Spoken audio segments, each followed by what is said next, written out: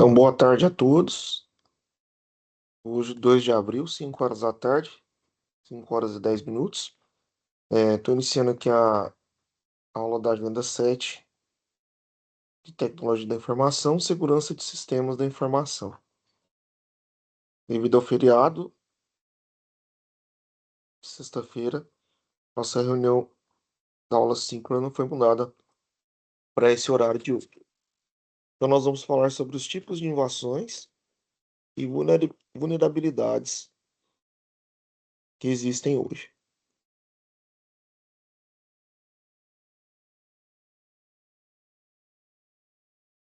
Então, existem vários tipos de ataque. Vamos falar primeiro do ataque de negação de serviço, né? O famoso DOS. É, esse tipo de ataque ele vai tentar derrubar algum servidor, sobrecarregar algum serviço, alvo do ataque, fazendo com que a memória do computador, o processador fiquem sobrecarregados, forçando sua reinicialização e assim o serviço que aquele servidor presta ele não vai mais poder ser fornecido, né? Ele pode ser explorado explorando falhas nos protocolos TCP/IP e pode ser usado, né, em qualquer computador que utilize a rede. Então, o DOS era quando apenas um computador ele tentava sobrecarregar um serviço. Depois a gente teve então o DDoS, onde a gente tem o bootmaster, que é o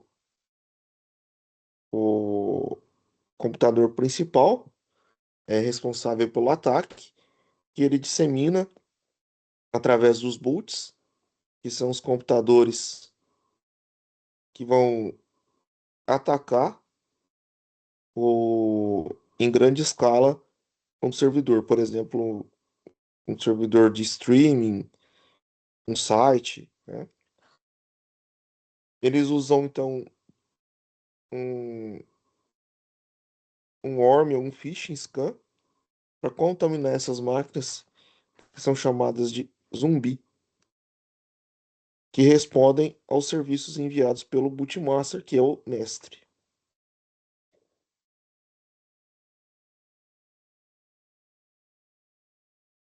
Depois nós temos também ataques via SQL injection, né, que procura brechas de segurança, como alguns erros de programação no banco de dados, que o usuário ele manipula um comando na barra de endereços e então o interpretador, né, do navegador ele não interpreta que aquilo é um texto e não é um comando do site, né? É apenas não um texto. Ele entende, mistura com o código do site e aí ele acaba fornecendo informações do banco de dados, caso o banco de dados ele não tenha sido programado de forma correta. Por isso, existem algumas formas na programação que você deve usar para evitar que esses dados sejam alterados, né? Então, sempre usar variáveis para executar os comandos, né? É, usar criptografia. Então, isso tudo, usar storage procedures, né? Limitar os privilégios de acesso ao banco de dados são algumas formas de evitar esse tipo de acesso. Então, aqui tem alguns exemplos, ó, usando o comando select asterisco from user, usuário, né, onde o login é igual a de mim e password igual a senha, né, pode, talvez, através desse menos menos, do admin, burlar, né, a senha do sistema.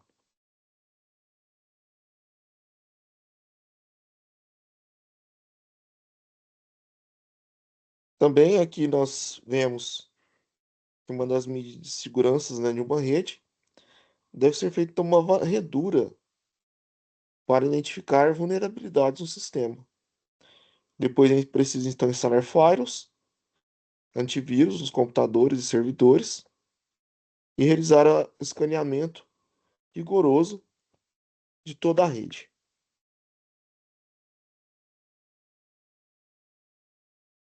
Também é importante a realização de testes, né, de penetração e vulnerabilidades. Nesse tipo de teste, a gente pode ter três tipos de pen tests, né, que são caixa branca, quando as informações sobre a infraestrutura da empresa elas são fornecidas, que vai facilitar a busca pelo teste ali das vulnerabilidades. Caixa preta, quando nenhum tipo de informação é fornecida, e esses testes são conduzidos fora do ambiente da empresa. Então, o primeiro caso aqui, você tem informações sobre a estrutura da empresa. No segundo, é feito totalmente às escuras. E o teste cinza é quando ele é feito dentro da empresa e o testador tenta invadir outros ambientes internos.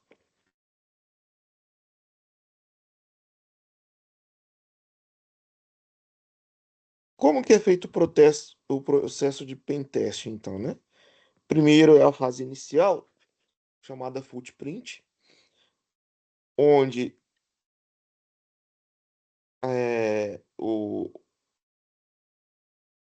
são pesquisadas informações, né, dos endereços IP da rede, dados dos colaboradores da empresa, endereços de e-mail, os softwares utilizados na rede, sistemas operacionais e também números de telefones. Muitas vezes essas informações são descobertas em serviços de busca na internet.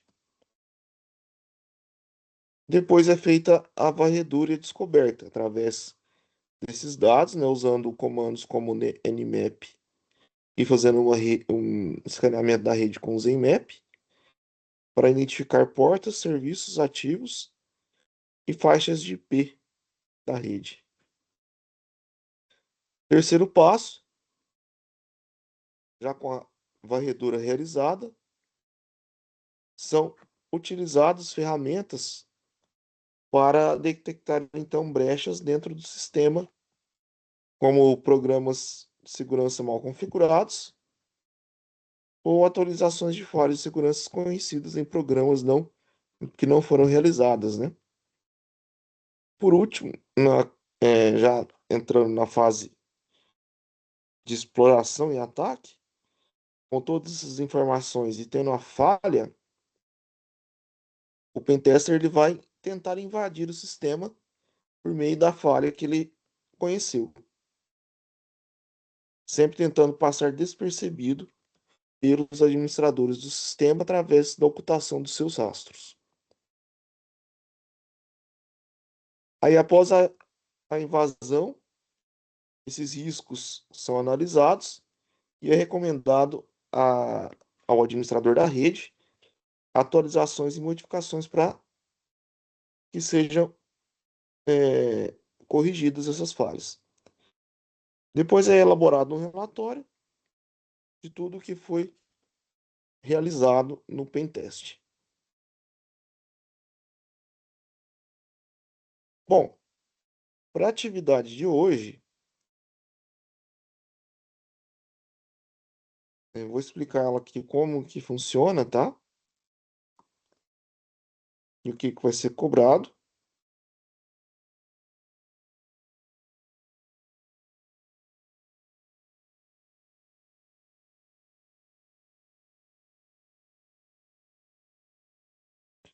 Só abrir ela aqui.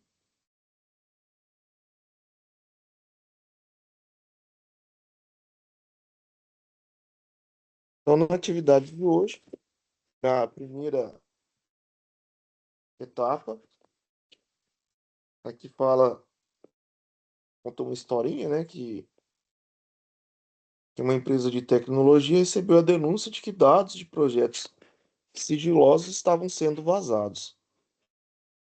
Após a investigação, foi descoberto que um funcionário foi enganado por uma recrutadora, suposta recrutadora, de uma empresa que iniciou contato pelo LinkedIn e levou para conversas pelo WhatsApp.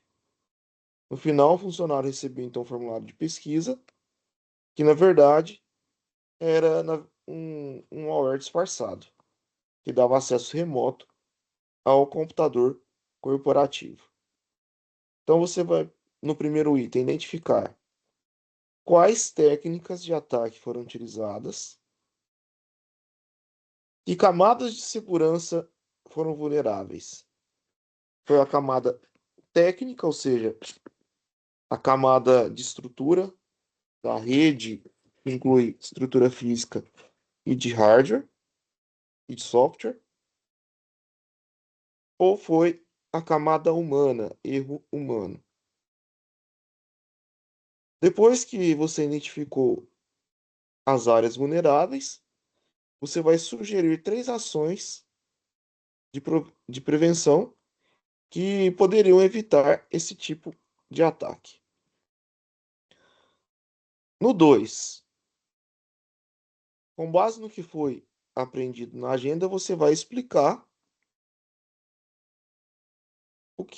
como funciona o SQL Injection e o ataque DDoS. DDoS. Dando sequência, você vai usar uma ferramenta de inteligência artificial. Aqui dá o exemplo do ChatGPT, do Bing, mas você pode utilizar outras. E aí você vai digitar esse texto, como evitar ataques de SQL Injection em aplicações modernas dentro da pesquisa. A IA vai te gerar um conteúdo de resposta. Você então vai produzir um texto que vai comparar com o material que nós acabamos de ler no item mergulhando no tema desta agenda. Esse texto que você vai produzir, comparando com a resposta da IA e o conteúdo da agenda, você vai destacar dois aspectos em que as respostas da IA se aproximam ou coincidam com o conteúdo estudado. Então, você vai pincelar dois pontos sobre o SQL Injection, sobre evitar ataques de SQL Injection em aplicações modernas que apareceram na IA e que também aparecem dentro da agenda. E depois vocês vão identificar pelo menos um ponto em que a IA diverge ou tem uma informação adicional que não consta na agenda, na apostila da agenda. Você vai colocar a atividade 1 e atividade 2 no formato docx ou PDF e vai enviar até segunda-feira ao meio-dia. Importante também você colocar qual a IA que você utilizou, é importante. Para ficar mais completo ainda, seria interessante você colocar a resposta dessa pergunta que foi gerada e depois então produzir o seu texto nas suas palavras e não nas palavras da IA. Então, esse era o conteúdo da aula de hoje, tá? Estarei no Correio Tech. Qualquer dúvida, vocês podem me mandar. Boa tarde a todos e bom feriado.